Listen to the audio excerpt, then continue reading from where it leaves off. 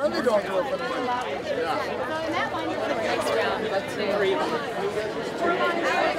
Huh? See all your old students.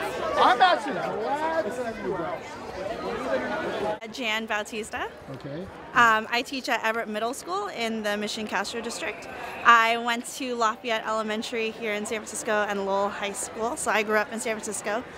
Recently I had to move back home to my grandparents' house because the rent was just far too expensive for me to keep up with my single income. I also now live with two of my grown siblings. One graduated from UC Berkeley, just because rent is ridiculous here in San Francisco, and there's no way that anyone on a single income, and I've been teaching for 6 years, so technically I should have a raise high enough to pay for an apartment for myself. But the only way I could possibly do that is living in a less desirable neighborhood and possibly with roommates. So that's. Are other teachers in that position? So many of my colleagues that I know of that I worked with during the summer have moved to Oakland, just because when they decide that they want to start having families, it's just not.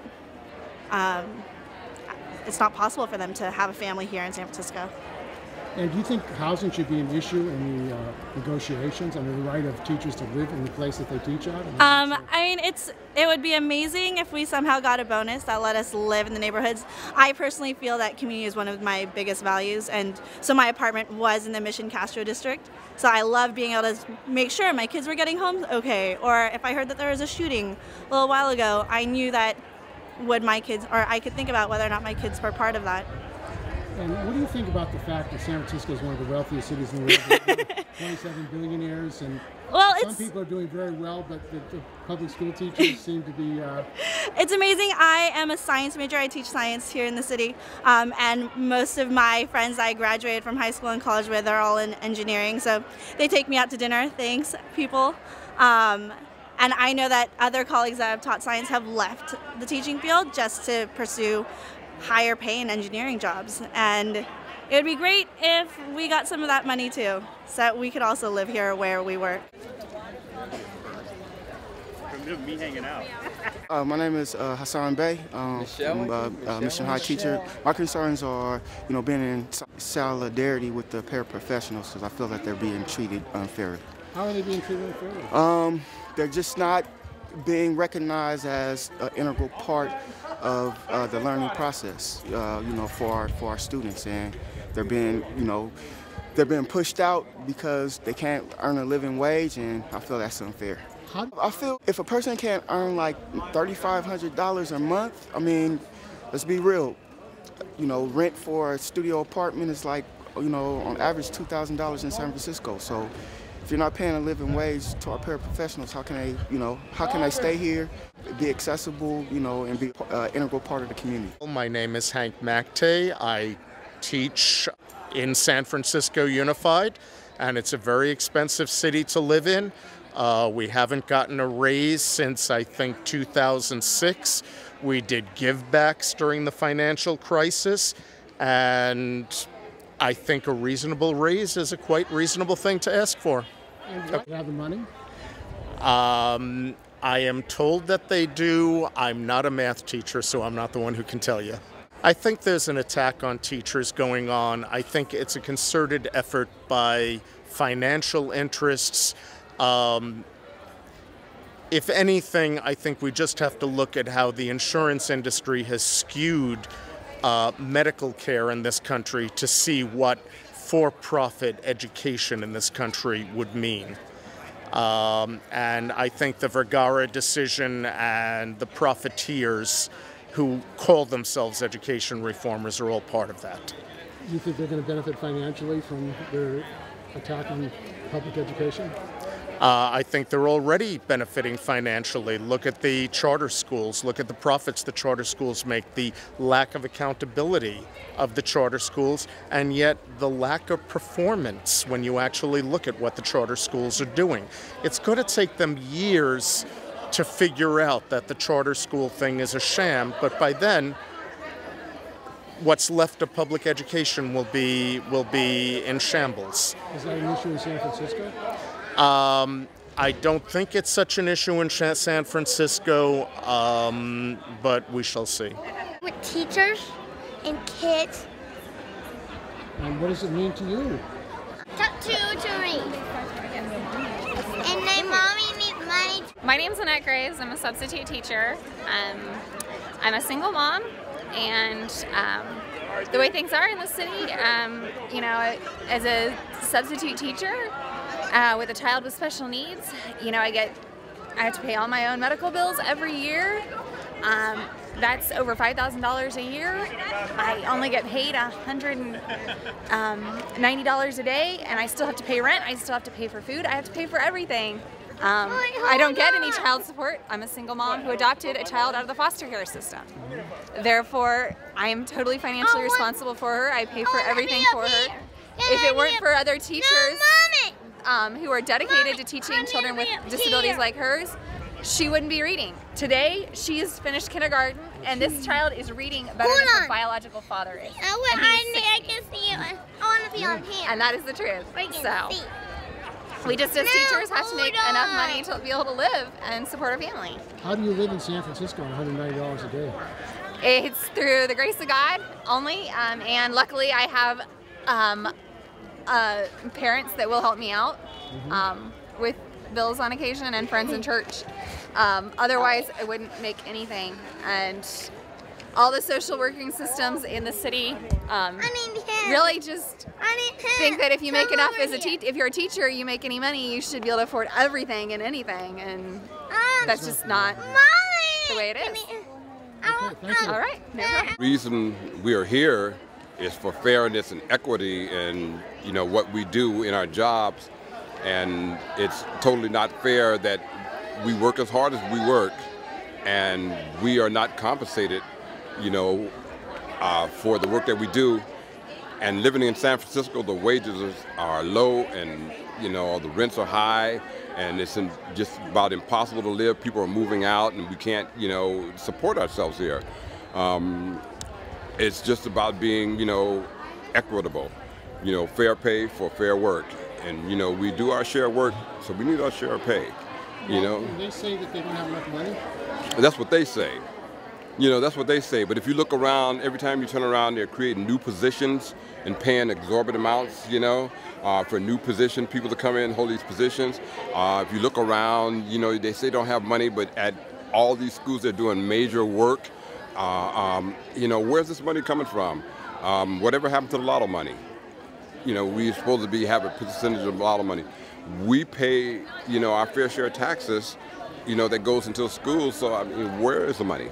Who's getting the money? Well, that's the problem. You know, they're trying to privatize and create a system where they can just treat us any way they want to do. You know, they privatize, then they bust the unions, and then, you know, we don't have someone to back us up as a union.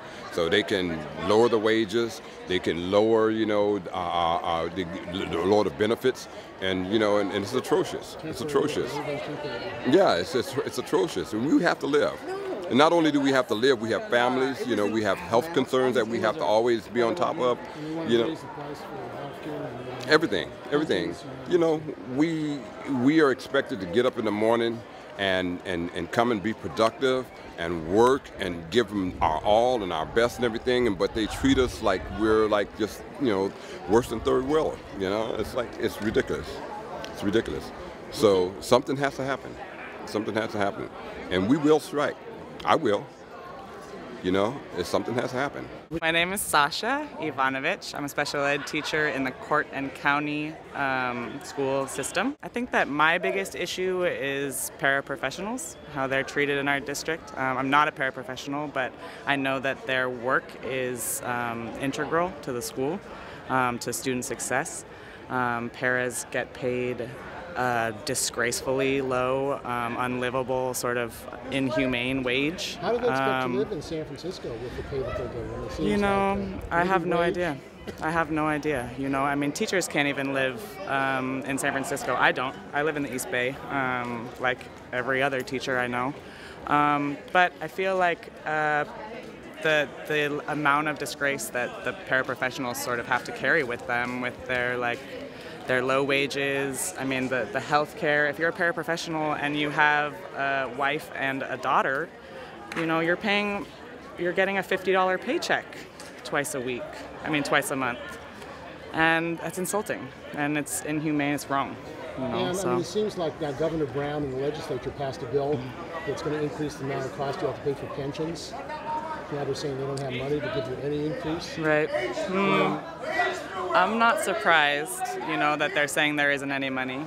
There's plenty of money at the state level for things like fracking, right? So I don't think that, I think that that's kind of a, you know, a BS, right? What do you think about the situation of both UTLA and Oakland Education Association are also without contracts, fighting the same issues? Why isn't there unity or all the teachers working together? Coming together? That has to be purposeful, right? I wouldn't say, you know, I feel like our union, UESF, could be a lot stronger. I don't feel that there's necessarily enough outreach. I don't think that enough teachers see union representation coming to their sites and getting people riled up and doing stuff like that. So I'm not not surprised that we haven't reached out to other cities in the struggle. We absolutely should, right? We might actually have some more clout. Are you concerned about privatization, charters, Common Core? What Yes. do you think about those issues? I spent 4 hours this morning in a professional development learning about Common Core, and it's a joke. It's terrible. It's so obviously a push to get more money in Pearson and McDougall-Littell's pockets, and so the money is going for the consultants and the people who are pushing. Exactly.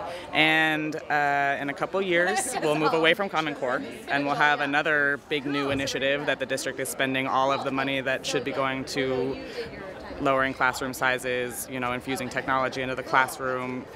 Why don't they hire a consultant to come up with some culturally relevant curriculum? You know, like, why are we paying to do more standardized tests when we've proven over and over again that standardized tests are biased and they're unethical or they're unequitable? But we still keep pumping money into that, right? Is that an issue in the negotiations? I don't think so, unfortunately. Was the negotiating committee elected or appointed? I do not know. Did you vote? I didn't vote for anyone, but that being said, I you know, I'm kind of don't have too much faith in UESF actually.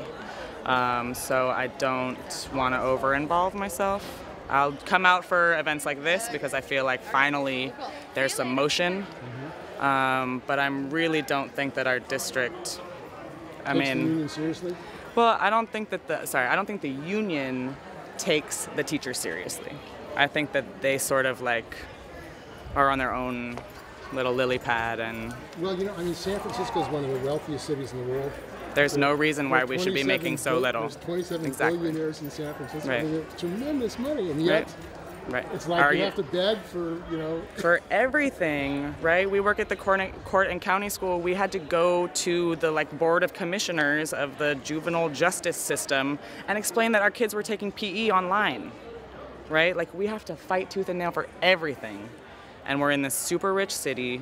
Our teachers don't get paid enough. Our paraprofessionals, I don't even know how they survive. I have no idea. So, I mean, and it's so... I feel like there's something they're not doing right. Okay. Well, do you think it's going to be a vote for strike action? I think so. Think people are angry? I think they are. You know. Angry enough to do something? Well, you know, they sort of led us on, right? Like they were talking about, oh, this is negotiation year. Like, let's put it all out there. LA is doing this. You know, this city's doing that. And then we ask for 21%. They offer us 7%, right? And then they settle on 8.5%. I mean, come on, right? That's just, it's kind of insulting. And then, you know, I don't know.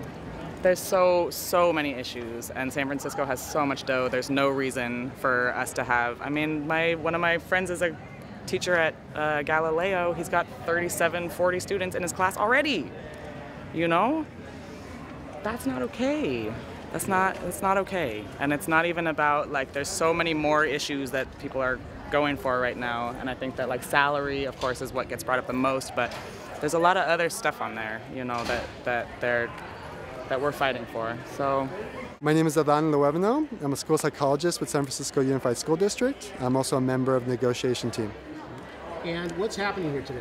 So today we're having the first of 2 strike votes, mainly to send a message to the district. We've been negotiating since at least April with the district, and we're trying just to get them to really get serious about negotiations. This has been an extremely long negotiation so far. The last negotiation 2 years ago was already settled by this time, and that was when there was actually pay cuts on the table. So we don't understand why the district isn't coming and representing themselves appropriately so that we can actually have honest conversations about what is viable for this district, what we can actually do in terms of numbers, and in terms of just getting respect for teachers. So, do you think that the board and the superintendent are concerned about your issues? I mean, I think that that's what they say, you know. I think at this point in time that we've taken longer, no. I mean, the board has already told us that their offer is not their last and best offer. But this isn't a game. You know, we aren't playing poker here. Just come with the real numbers so we can have a real discussion. You know, 2 years ago, we accepted a pay cut so we could retain teachers. We didn't want anybody to get fired. The union was able to do that. We understand when situations are tough, we went along with that. Now situations are better.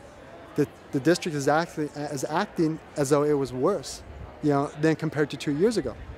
Well, Governor Brown and the legislature have passed a bill that's going to increase the pension cost for teachers. What do you think about that? Sure. There's nothing wrong in terms of helping to shore up, you know, the pensions. However, I disagree in terms of to what percentage it needs to be shored up.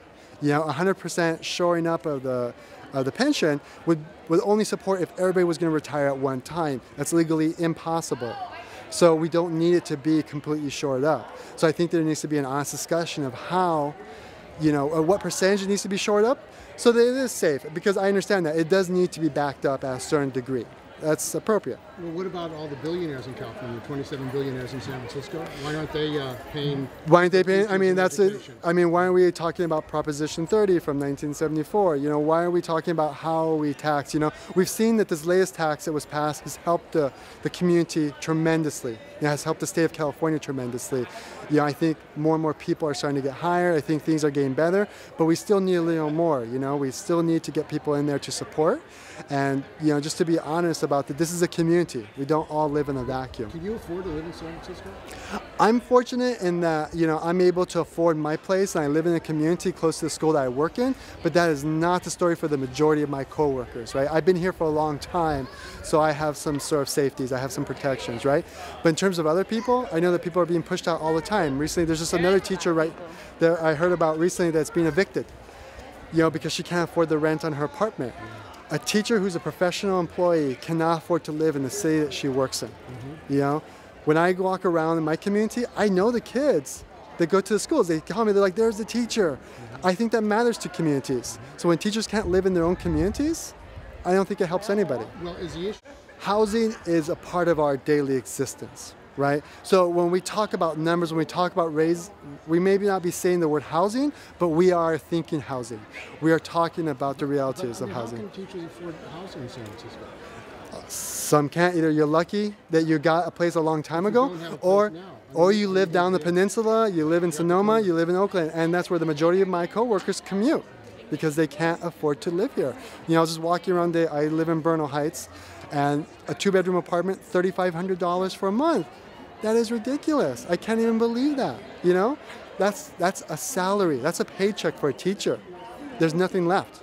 What are they supposed to do? You know. So we need a wage increase. You know, for the past 4 years, we've taken wage decreases. The past 10 years, we haven't had an increase. We deserve an increase. We deserve a raise. Well, the Oakland Education Association and UTLA, Los Angeles teachers, are also in the same boat. Why aren't the unions that are without contracts working together? Why don't they go out together? Why all the separate negotiations and separate bargaining?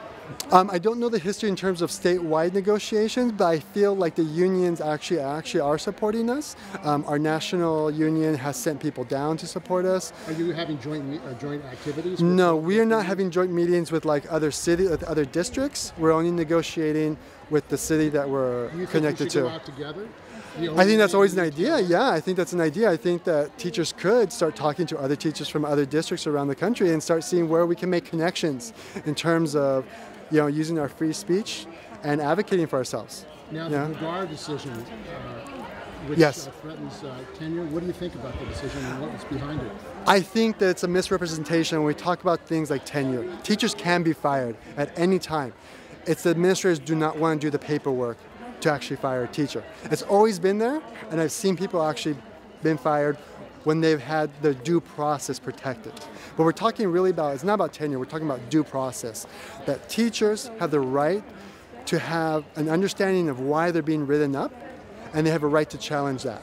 I think that's fair. And so I'm against the Vigard decision. Who's behind the Vigard decision? I think there's other nonprofit organizations. Who are they? I think it's like people like Michelle Rhee, and other organizations. I'm not familiar with the names of the organizations. David Welch. Right, Student Matters. I heard that, yeah. Founded by billionaires. Right, and these are people that have not dedicated their careers to actually working with kids. They like to work on the sidelines, but they don't like to work in the classroom. So what's their aim? Because it seems like it's an attack again on teachers. Teachers are being scapegoated and another attack. Their aim is basically to install fear. Instead of actually coming to the table and figuring out how we can create solutions, it's about creating fear, it's about creating distrust. Teachers work with kids for a significant portion of the day. We need support. We don't need people attacking us. If there's a legitimate problem, then let's deal with it. There's nothing wrong with accountability, but it's about how do we deal in a way that protects people that work with children, and it is a difficult job. How many psychologists are there in the city of San Francisco School? There are approximately 50 school psychologists for a district of approximately 50,000 students. Is that enough? No, it is not enough. We're still short. We were worse a long time ago. We're still trying to get better, but that's where it's like, when I'm trying to work with students that have more exceptional needs, it's always a race against the clock to see if I can get to them. I'd rather actually work with delicate issues like this around their mental health issues, their learning issues, and actually give them a lot more time than I have at this moment. I work way beyond my hours because I care about this job. You're trying to save children. I'm trying to do the best I can. I'm always trying to do the best I can. And where's the money? San Francisco's a wealthy city. There are billionaires here, 27 billionaires. And that's ironic. It's really ironic that, we're in a district, or we're in a place that's known for being like the wealth capital, or one of the wealth capitals of the world. And yet, we still have students that struggle, we still have families that struggle, and we still have teachers that struggle. It just doesn't make sense. You've got billion-dollar companies like Apple hoarding billions of dollars in cash. And then them just recently are trying to change their tax code to another country so they can pay less taxes. It just doesn't make sense. They want everyone to buy their products, but they don't want to contribute their fair share. The children that I work with are going to be the people that are going to be working at Apple, at Google. They're going to be the children working wherever they end up at. If we want to invest in something better for our country, for the world, we've got to start here at the very beginning. And these are the people that work with the children themselves. Okay, thank you. Well, my concern is that there should be equality. I understand the city workers, SIU, they've bargained with the city for 14.1%.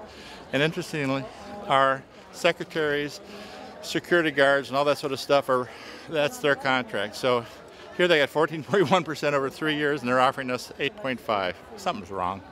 Where's the money? San Francisco is a wealthy city. Why are they? They have 400 middle management administrators that they're supporting, and they're all making $130,000 a year, and they're all downtown, and that's why. And what about the other unions? There's OEA, there's Oakland, the UTLA seem to face the same situation. And the governor and the legislature say you have to pay more for your pensions now? Yeah, I believe so, yes. What does that mean for teachers? Well, it means I think 2 or 3% more drawn out of our salary. Anyway, I'm happy to be here to vote, and I'm going to vote yes for a strike vote. And how long have you been a teacher? Well, I'm 28 years, so I've been in the district 28 years. It seems like teachers are being scapegoated. They're being blamed for a lot of things.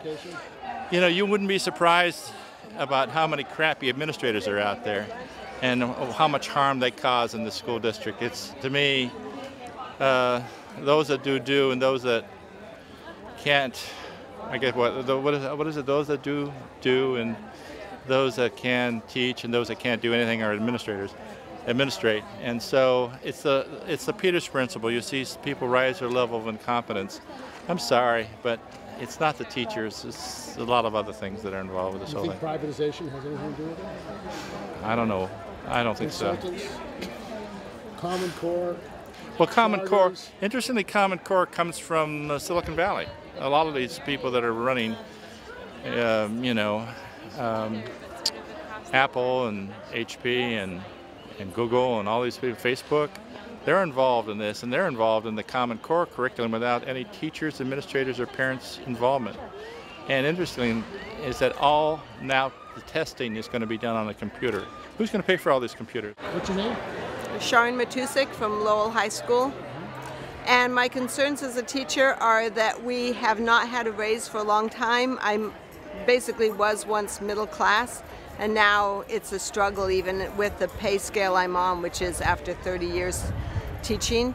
And but I'm really concerned about teachers being forced out of living in the city. It makes a huge difference for staying late and working with the kids to be able to, be local and have a short commute.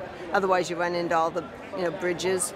So, and to be able to do extracurricular activities, to stay for their plays, and that reaches the students. It makes a huge difference in their the connection they feel with the school and their engagement in education.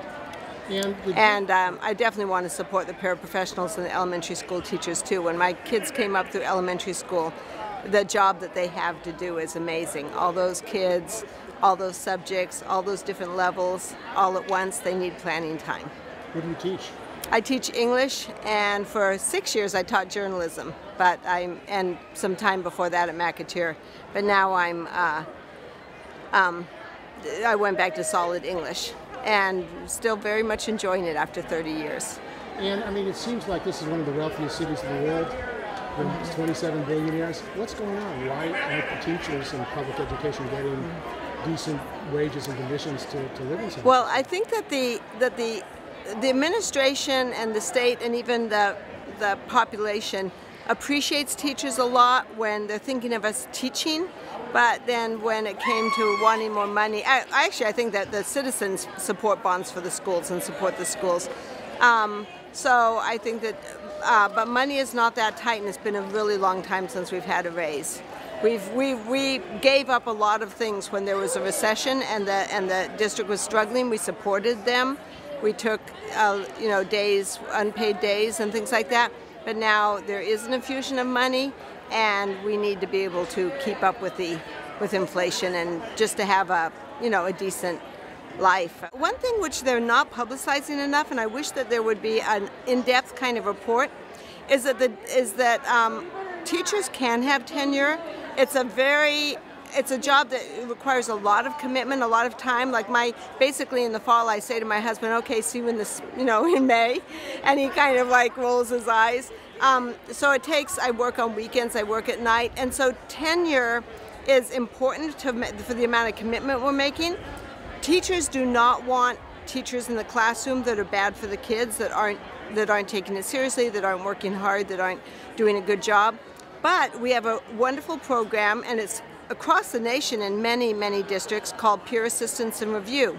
And that takes teacher evaluation out of kind of school politics. It has teachers supporting teachers that have had negative evaluations by meeting with them, observing in their classroom, giving them support to turn it around. Some teachers get burned out and they just need an infusion and they get better again. But the union supports releasing the teachers that don't improve, that are not educating the kids, and they use teacher evaluation and support to check those students, those teachers, and see, are they able to do a good job? Are they able to, renew? And if they're not, the union supports and works with the district. They work together hand in hand to release those teachers. Here in San Francisco, it was certain people were assigned over to assist, to be the PAR coaches. So I did that for 3 years, and also, the other part of PAR coaching when I did it was they supported the new teachers too, which was nice. And now the new teachers get support, but they get support through BITSA. But I did want to say that the unions do support having tenure not protect teachers that are not doing a good job teaching. Do you think teachers are being scapegoated in this country? Recently, teachers have been very much scapegoated. So same with nurses. I mean, it's hard to imagine why teachers and nurses and people like that are being blamed as being lazy, as not doing a good job. But teaching is a very exciting time a very exciting job, and education's doing exciting times. There's so much thought and richness about how to teach effectively. There's so many strategies. There's so much professional development. In the 30 years, I'm constantly renewing my practice. I'm a national board certified teacher, and I love to learn along with the kids. And it's a wonderful profession, and it's very creative, fun, challenging. So I do think we're being scapegoated because the whole, political infighting has gotten very skewed in this country. What do you think about Common Core? Common Core there's a lot of common sense. I've always brought in some nonfiction. I've had kids do expository writing, so I don't feel like the ideas behind it are a problem. A lot of times that happens. It'll be if the educational reform is based on important things to teach the students and real learning, it's supported, and we also have been often doing it. And so Common Core does look fine. I just think that it needs to be, all of those reforms need to have a lot of educator input, and educators need paid training time, and they need to be a lot more involved with how the districts are putting it in place. Do you have a problem with the fact that billions are being spent on testing in Common Core? They're not hiring as much teachers or as many teachers as they need? They're spending all this money for testing, and the business of Common Core, these corporations that make money from testing? I think that we overtest the kids, and that a lot of money has gone into testing and developing tests, and also they continually change so that there's more of infusion. I think there is a whole industry for that. Common Core, when there is some, like National Board for Teachers, when something comes down the pike that makes sense, that's well designed, like that, when I looked over the National Board stuff, I thought, teachers put this together. This makes sense. This is good teaching. It'll help my self-study. I didn't mind money going into that kind of program. And also supported teachers. It gave us time. It was well put together. So Common Core in itself would not be a problem. It could be, it just needs to be well supported. It needs to have, teacher input for the training. It needs to be kind of student and teacher centered. But the Gates Foundation and these big nonprofit corporations have spent billions on Common Core to organize it. You think that their interest is in education? See, I take the larger picture, and the larger picture is that I was a student in California before Prop 13. I became a teacher right when Prop 13 came down the pike, and we went from being one of the top schools, school systems in the states, down to the close to the bottom, maybe one or two from the bottom. We need for taxes to not be a bad word.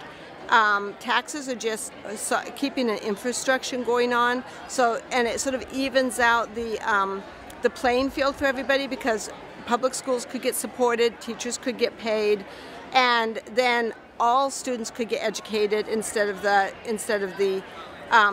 way it is now, where districts that can afford to put in bonds to pay for their districts put in bonds, and ones that are poor don't, and we have a skewed, uneven public education. So I think the big picture is that we need money to go into schools from having taxes be able to happen again, and also all the infrastructure. A museum should not be $7-8,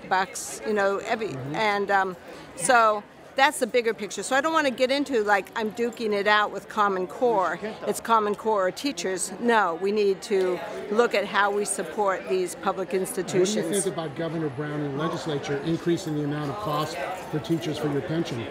That's what the superintendent and the board say. They can't afford to give you a pay increase because they have to pay more money in pensions. I mean, you have a concern about that? And I would need to know the details, because that I haven't read up on closely. I feel like after putting in all these years teaching, I want to have a pension that would give me, a life where I could take art classes and I could go see my kids, if they live out of state or something. Yeah, it doesn't have to be rich. We do have a very skewed system of, the 1% having so much more than Isn't that the case in San Francisco? We've got all these billionaires and they're telling teachers you can't have a decent living? Well, I think that in the last year or two, the tech boom has happened again here, but the problem with education being funded has grown since Prop 13. But and 13 was a cost shifting from the corporations to homeowners, wasn't it? Well, I mean, the reason it came about was because 13 homeowners had were a being pushed out of their loophole. homes for corporations, but it was written by the corporations. Right. To benefit 13 the has a corporations. loophole, which they're looking at changing, which is that corporations are able to avoid taxes. And even if they got sold, they were supposed to then get renewed for taxes, but they do an internal sale. And so that loophole being closed could help. And that's why, but 13 really just gutted the tax base in California, and it's had a huge impact. So I just know that if the corporations were paying their taxes back then, and they didn't have this loophole, and over all these years they were paying a more fair tax. I mean, I think if people are paying a fair tax, then we will be well supported. There's enough, there's a good enough economy in this state that fair taxes would make us be supported. It doesn't have to be gutting people. It can be fair taxes. I think that they could do fair taxation. I'm a homeowner, and I wouldn't mind having a fair taxation and having more things be supported, because I think that way the people who have more pay a little more, the people who have less don't have to pay as much, things aren't as expensive. But now because there's such an anti-tax war attitude, we actually are paying a lot of taxes in hidden ways, like we pay so much for, and the tax money is coming from so many things. Yeah, so many things. And so that's just, that's... So what do you think about the future? Seems like it's getting worse for public workers and teachers. Well, this is very energetic.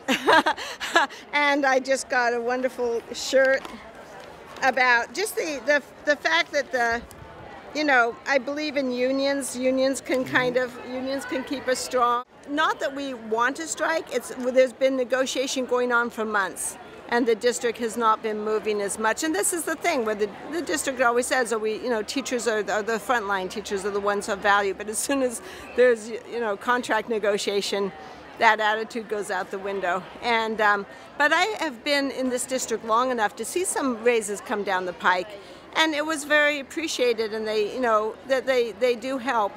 But it's been a really long time now, and like I said, we supported the district when we were in a recession. They need to support us now that there is an infusion of money, and I think that the big picture is for schools and all the infrastructure and the arts and everything to be supported by us. Accepting taxes are a way of having a really healthy, sane, society that is beneficial to all. Pretty much like we do a lot of work. We have super large class sizes. I'm a 4th grade teacher had 32 students last year. And how do you teach with 32 students in class? It's really hard, but you do what you gotta do, But it's like we should be able to own a house in San Francisco. My name is Frank Lara. I'm a teacher at Buena Vista Horace Mann. And what's going on here today? Well, today has been the result of a huge effort made on behalf of the union to take out as many votes as people as possible to vote on the first of 2 strike votes. The district has really not played its role in offering teachers and workers, paraprofessionals, what they deserve. And so the teachers and paraprofessionals are taking really to the voting booth to let the district know that we deserve a dignified wage in the city, which has gotten so out of control. And why do you think the school board is taking such a hard line and saying they don't have any money? What's their... The reasoning would be interesting during this period, given that California has already announced they have tons of money for the first time in who knows how long, that they have money coming into the schools. San Francisco right now is plagued by the cost of living. It's plagued by a lack of wages. In the news, you're hearing Google buses being shut down. You're hearing all these attacks really against the inequities that are happening in San Francisco, yet the school board doesn't get that. And so I think it just points to the lack of understanding of what is the on-the-ground situation. They have a lot of pretty words to offer in terms of social justice, meeting the needs of our kids, but if they can't even meet the needs of the teachers, we know that's disingenuous. So I think it's now really time to show the district that their priorities are off. If they think they could just claim with pretty words to meet the needs of kids, but not meet the needs of the community that we serve, which are the kids, meet the needs of everyone in that community, then obviously it's just it's a farce. Well, the United Teachers of LA are without a contract. Oakland Education Association is out of contract. Do you think that the teachers' unions that are without contracts statewide should start to organize together and go out together? Yeah, absolutely. I mean, I think it's a general attack on education. There's a different approach in California. You're hearing around the country a general privatization, but what we're hearing here in these areas is definitely going after the unions and wages and working conditions. So it's not necessarily the privatization, but it's definitely trying to find a way to weaken the different groups and actually make it less so that teachers don't stay in the area. I mean, in San Francisco, it used to be you could be here and retire as a teacher. Now, young teachers like myself and others who are just entering the district will likely not stay in San Francisco with these wages. And so for them, they're not interested in letting us stay here. So the Vergara decision, what do you think about the Vergara decision and taking away due process and tenure? I mean, it's a very dangerous decision, as has been stated. It starts in LA. Now in New York, you're starting to have that discussion. So it's, again, this placing the blame on workers for what has been a crisis of the banks and the system itself, the politicians who have sold out the people and are seeking, again, to follow a model that hasn't worked for any other institution. How are you going to claim that privatization in any other institution actually helped when in teaching, which is probably the worst comparison, it's such a social-based thing for meeting the needs of our own society, and yet they want to privatize that. So we got to really push back that it's not the tenured teachers that are a problem, it's really the administrations that want to privatize, that don't want to fund the needs of our kids. Now, Governor Brown, the legislature passed a bill that requires that teachers pay more of their income for their pensions. First of all, why wasn't there any demonstrations against it by the teachers' unions, and what has to be done? It seems like they're cost shifting on the backs of the teachers now, even though teachers are suffering. Yeah, well, you have different politics, not only at the local but the statewide level. We know that with Brown, there's much been affiliated with schools and teachers and the teachers union, but it shows also the limitations of reform in that while there is a push and now there is more money, they somehow managed to shift some of that money now so that we have to pay into our retirement benefits. So it's really a loss. And I think what points out is that what we've seen today is that teachers are fed up too. We just need to organize each other to come out to the streets and demand that not only budgets get raised, but that we also have the benefits that we used to have, being able to retire in a dignified manner with all the resources allowed to our children and to ourselves as well.